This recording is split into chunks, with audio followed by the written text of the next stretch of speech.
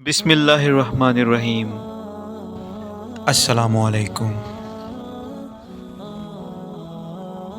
حضرت آدم علیہ السلام جب جنت سے زمین پر تشریف لائے تو زمین کے جانور آپ کی زیارت کو حاضر ہونے لگے۔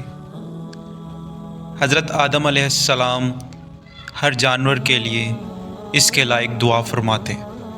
اسی طرح جنگل کے کچھ ہرن بھی سلام کرنے اور زیارت کرنے کی نیت سے حاضر ہوئے۔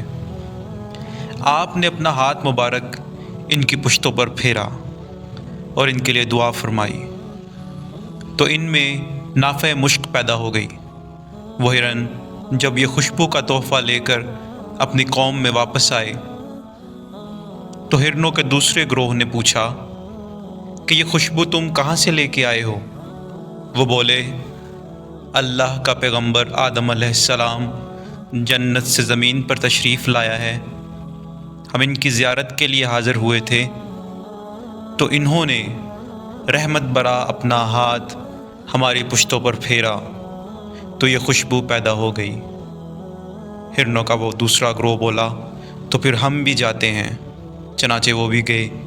حضرت آدم علیہ السلام نے ان کی پشتوں پر بھی ہاتھ پھیرا مگر ان میں وہ خوشبو پیدا نہ ہوئی، اور وہ جیسے گئے تھے ویسے کے ویسے ہی واپس آ گئے۔